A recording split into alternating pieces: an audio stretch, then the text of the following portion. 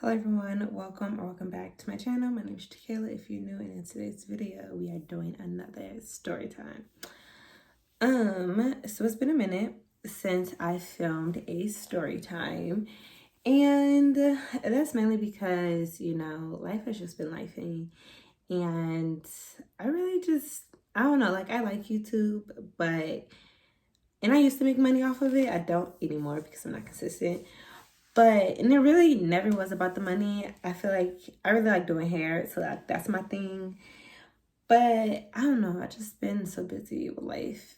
So one day, maybe next year, 2024, I'm gonna be more consistent. But for now, I'm not. So yeah, I am just gonna tell a story time. I just came back from church, and church was so good. And we were just talking about like being grateful and being thankful, and not just like for this season, but like just year round, like just throughout life, like daily being thankful. And it just got me thinking about the time me and my sister, not my real sister, but like my girl, we almost could have potentially died. So I'm about to tell a story.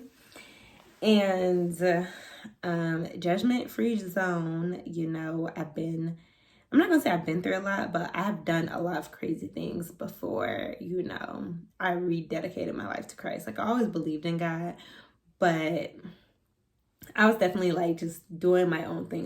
But I believed in God. Like I would do my own thing and then I would repent, do my own thing, repent. You know what I mean? And I feel like now where I am in life, I'm trying to be more cautious of what I'm doing and thinking before I do things.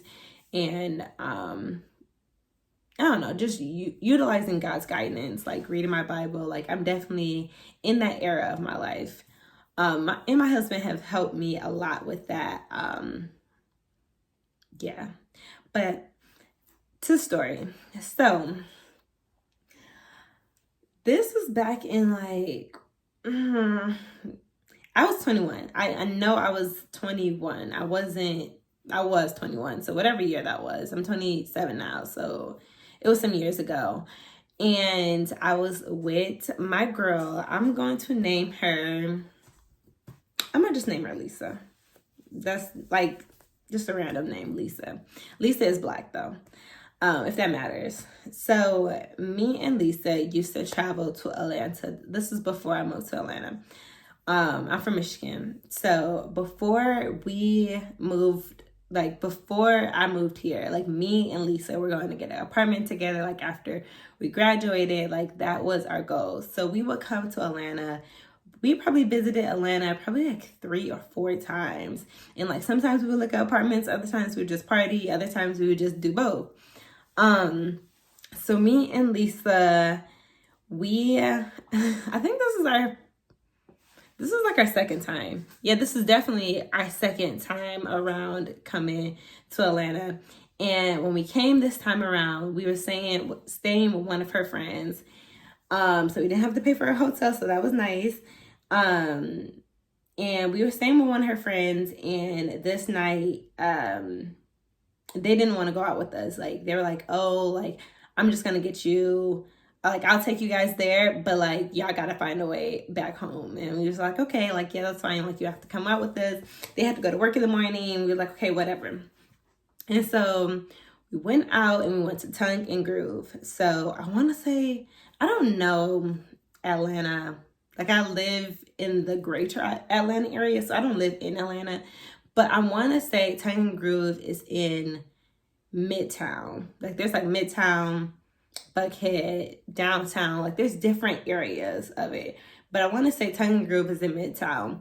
And we saw like on Eventbrite, like ladies get in like until 11 or something like that. And we was the type of girls, like we knew that, when we go somewhere, we don't have to pay. Like, and that sounds bad. Like, you should always be like, oh, have your money, have your money, have your money. We had our money.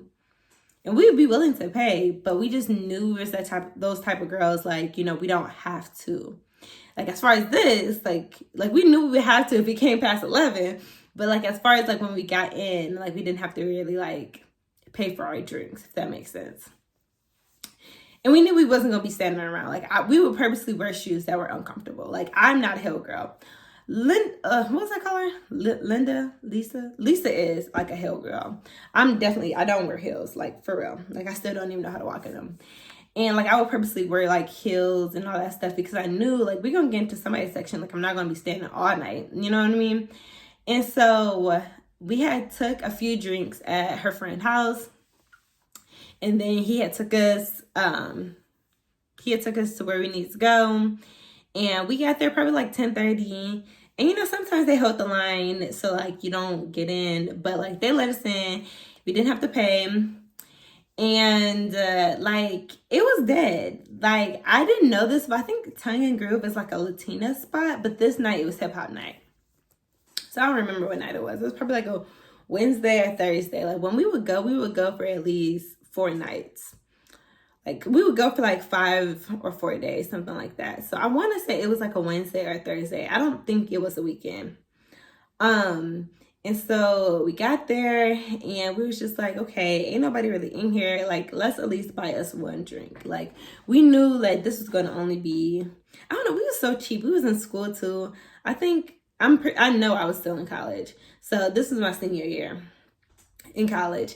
And yeah, we was like, okay, let's at least buy us one drink. So we ordered us a drink. I don't remember what drink it was. It really doesn't matter. My drink is a cranberry vodka, so, or Long Island.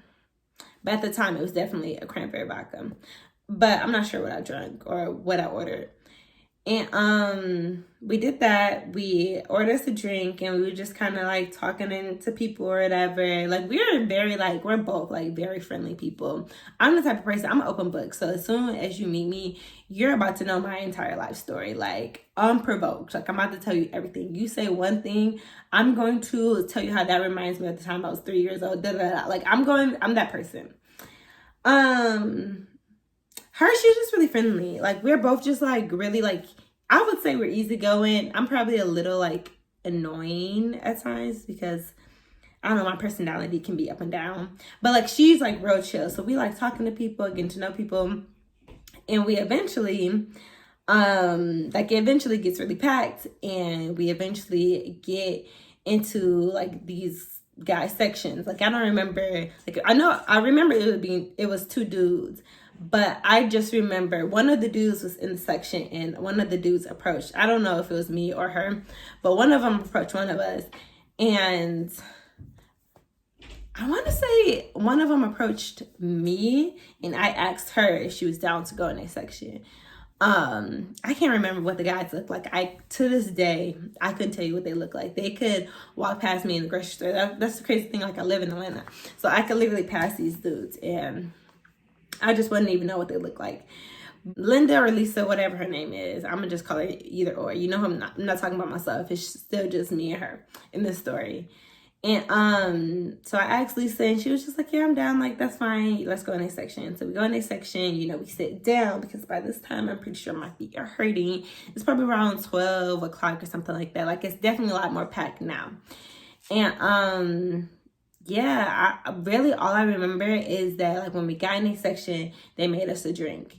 And I can't remember if the drinks were already made, but like regardless, when you're a female and you go out somewhere, like you don't want to drink out of a bottle unless you see that it was just open, or like you go to the bar and watch the bartender make the drink. You know what I mean? Like, even if the bottle is already open and you go into somebody's section and they pour you a drink, like you don't know what was in the bottle. You know, some people are crazy and they'll put anything in the bottle and they'll just like be drinking out of it. But I can't remember. I'm pretty sure like they just made the drinks for us while we was there and we probably didn't think nothing of it. And that is literally the only thing that I remember. Like, me and Linda, we used to get drunk, okay? Like, we would drink so much. And especially me, like, I'm the type of person, like, I was the type of person to, like, black out when I drink. And I would just, like, I would be driving and I would just be like, I don't even know how I got home type of thing.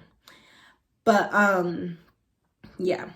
So pretty much, that's what happened.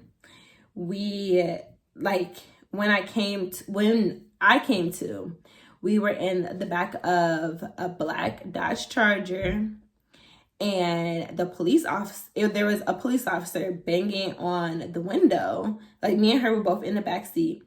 She knocked out, and a police officer is banging on the window asking me, am I okay? Do I know where I am? Am I okay? He's like repeating it. And like, I'm seeing lights flashing all around me, and there's nobody in the driver in the passenger seat. I know that this story just went from 0 to 100, but that's literally like how it was. Like, in my mind, it was at the club, they were making us a drink, and then I was gone. We don't remember anything. Like, I asked Linda to this day, like, we just don't remember what happened. And so, like, they're talking, like, there's somebody on we're both in the back seat, and there's like somebody knocking on my window, a police officer is knocking on my window, the other one is flashing a light inside, looking at my friend. I'm like waking her up, and I'm just like, Linda, like, wake up, like, wake up, like, wake up, like, act like I'm trying to, like, keep talking to me, but I'm trying to figure out, is she okay? And so, we unlocked the doors, or I think they had to unlock the doors, because to be honest, I think they was on child lock. So they opened the driver's door to open the doors, and then they opened the doors for us. And like, one of them like goes down to my friend, and they're like, oh, is like, she okay? And she's okay. And she's like, when you wake up and you just don't know where you are, you're like, she's delirious. Like, I'm the same way, but she's like very dramatic. And so she's like freaking out. Like, I am too, but it's just like, we're confused. Where's the drivers? Like, why are we not at home? Type of thing. And so one of the police officers is kind of just like trying to calm my friend down. And the other one could tell, like, I'm like a little bit aware of what's happening, but not really. And he's just like, do you know where you are? Like, he was already asking me that before, but like, now I can hear him. Before it was like, like when something like a car crash happens in a movie, and like, you had the point of view of the person who was in the car crash, and like, you just hear everything muffled, but you see everything happen. That's how it felt. But now you can hear, like, it comes to, and they understand what's happening. That's how I felt. Like, I'm like, okay, I know what's happening now. He's asking me a question. He's like, do you know where you are? And so we're in a Dodge Charger, a black Dodge Charger, and we're in a McDonald's, like a McDonald's parking lot or whatever. But the McDonald's is closed. And it had to be like 4 o'clock in the morning. I know it was like 4 o'clock in the morning. At least when we went home, it was like 5. So at that time, maybe it's like 3:30, whatever. It's really late or early in the morning. And I'm like, I got my leg out the car, and I'm like, well, that's McDonald's. Like, we're at McDonald's. And the police officer is just like, yes, we're at McDonald's, but do you know where you're headed? And I'm like, well, we're going to her friend's house. I was like, I assume we're going to her friend's house. He lives in Morrow. They're like, you are nowhere in the direction of Morrow. Like, Morrow is on the other side of town. Like, Atlanta is so big. Like, it's humongous.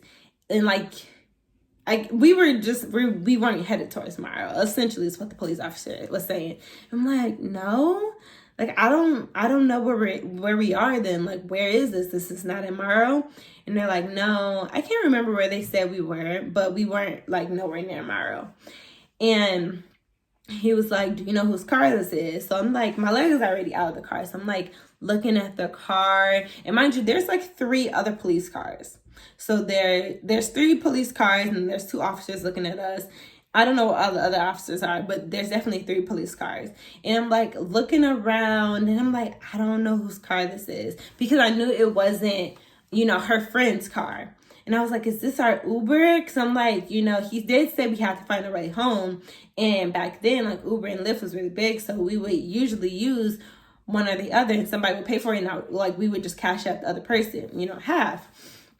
So I'm like, is this our Uber? Is this our Lyft? And they're like, no, this isn't. And they were just like, the police officer that was talking to me, he was just like, we stopped this vehicle for speeding. And when we put them over, we got them out of the car, and we found a lot of narcotics in the trunk because you two were passed out. And when we stopped them, you guys were not responding. You guys weren't saying anything. And, you know, we checked the vehicle and we found a lot of narcotics in the truck. I don't even know if I can say that. Whatever. If the video get flagged, I don't care. But they were like, we found a lot of that in the back seat. And I was just like, I was so shocked that I just really just didn't say anything. And they were like, do you not know whose vehicle this is? Like, just asking me that again. And I'm just like, no. I was just like, we were just at the club and like, you know, we were drinking. That's all I remember. And they were pretty much just like, you know, if we would have never stopped this car for speeding, like, we don't know what happened to you guys. Like, you guys were not headed in the direction of Morrow. You guys were passed out. You guys were unresponsive for minutes. Like, you know, you guys finally just came to. Like, if you don't remember anything, they most likely drugged you guys. And I don't even know if I can say that either. But they were like, they most likely drugged you guys and we're going to take you guys and do God knows what. And like now thinking back at it, like it makes me like emotional. Like I'm crying. Like I'm laughing. But like when I think about the story, it's just, God is so good because it could have went so many different ways, but it didn't. And it really was like a life-changing moment. Like the rest of that trip, like we definitely still like partied, and that sounds bad, but we were a lot more cautious. And I don't know, but back to the story. They pretty much said that, I think they said their names, but we, like I said, I couldn't even identify these two boys if we wanted to. They said there was two black gentlemen in the car, and, you know, we arresting them. You know, one of them is in each of the cars. We do have a separate car here if you guys want us to take you guys home. And I'm pretty sure my friend knew the address. I didn't have the address of where we were going, but like she's like very much delirious. She's crying out at this point, and like all this is happening. Like I'm saying it's slow, but it's happening all so fast. And she's like crying. She's delirious. She's still trying to figure out what happened. And I was just like telling her, like after he told me, I'm like, calm down, calm down. Like, do you have? I'm gonna just give him the name. Jonathan. I'm like, do you have Jonathan's number? Like, do you have Jonathan's number? Call Jonathan, have Jonathan come pick us up.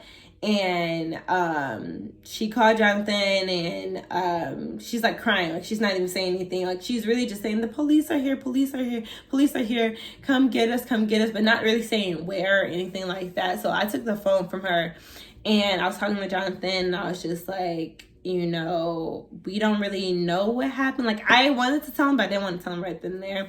And I was just like, but we need a ride. You know, I guess we had somebody take us home, but they weren't taking us home, and we need a ride or whatever. So Jonathan was probably like 30-40 minutes away, but he came with the quickness. It felt like it didn't feel long. But he definitely didn't. He definitely lived far, but like he came very fast. Or at least it felt like it.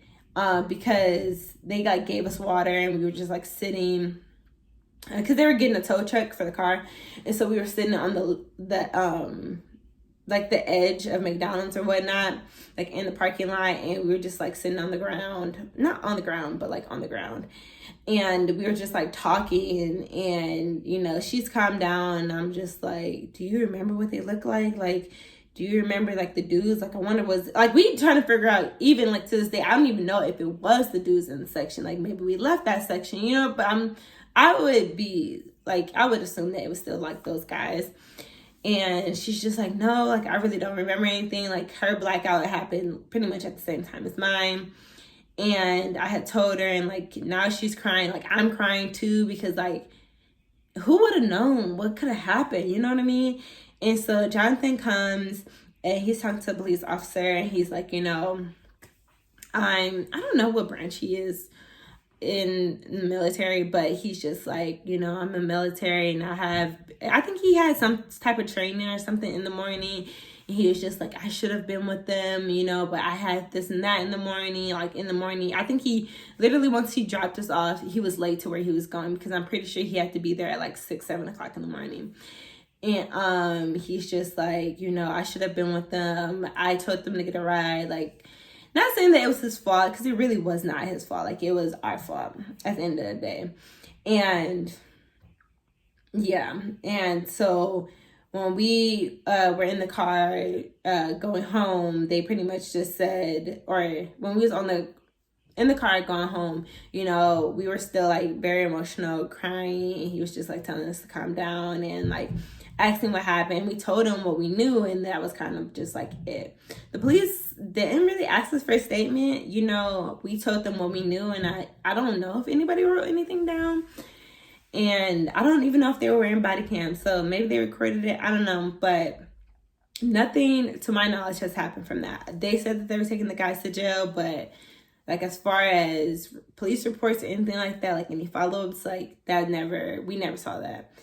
And I guess we didn't press charges either, you know, which we probably should have, now that I'm thinking about it, but we wouldn't have known who we're pressing charges on. But that is the time that, by the grace of God, I was saved. Like, I feel like I was so stupid. Like, we both were so dumb to, like, I don't know. I feel like it could have happened to anyone, but we were just so, like, careless. Like, we just wanted to party, have a good time. Like, we know, like, girl, we're pretty. Like, people are the crew's not gonna want to buy us a drink or whatever. But, like, we weren't thinking, like, people are still crazy. And, like, I'm glad that that's where the story ends. Like, nothing happened. And, oh, my gosh, so much could have happened. Yeah, but that's the end of the story. Just want to say God's good. And if he can save me, he can save you. Like, I'm not going to say I was out here just HOEing around. But I was definitely the type of girl that was just like, you get to the point where it's like no return. Like, oh, I came here at this time and I might as well. I was that type of girl, if that makes sense. Like, I would think, oh, we're just going to chill. And then something else happens. And then I'm just like, well, I did it to myself. And I would kind of like blame myself and be like, even though I said no, and like, you know, I don't know. But I feel like I've just changed so much. Like, my younger self, I don't think would see me married at 25 and with a house and with a corporate job, like being a corporate baddie. Like, my younger self would be like, she did it. She still did it. Because I always said, like, I wanted to be just, you know, be single and kind of have my own thing, have my own space, and then have a husband. But I did all of that while having a husband. I don't know. I just feel like I want to share that story, and it's a crazy one, and I cannot believe to this day that happened to me. And I just told my parents about this on my birthday, August 21st. I just told them about the story. I don't know why, but I thought they already knew, but no, they did not know, and they finally know, so I guess I feel comfortable to tell the story. But yeah, be careful, ladies, if you're going to go out. Like, now I don't even go out. Like, the most I'm going to go out is to dinner. Like, you think at that young age that that's what life is all about. Like, you can finally drink and you can finally go out. But, like, life is not that. And that's not fun. It's really not. Like, last night, me and my husband just drank wine and watched freaking Botched. And we just chilled. And we had dinner. We ate good. Like, that's fun to me. Like, or even just like chilling with my friends, having wine, talking, laughing. That's fun. Being out in the cold, especially waiting to get in, feet hurting, that's not fun to me no more. I mean, there's a time, not to say that you can't do it, you shouldn't do it, because I did it, so I can't tell you not to do it. But I'm just telling you, like, it seems like it's all fun, and like that's what life is, but it's really not. It's so much more than those moments, and it's really not fun when you think about it. Like, if anything, getting ready to go out is the most fun part, and then you go out and then it just be okay. But that's the end of the story. I hope you guys enjoyed. Subscribe. I will be more consistent. I will try. This is a quick weave. Y'all like it? I'll show you guys more hairstyles and more videos one day. outside of just braids, because I can do a lot more than just braids. But yeah, thanks for watching. Bye.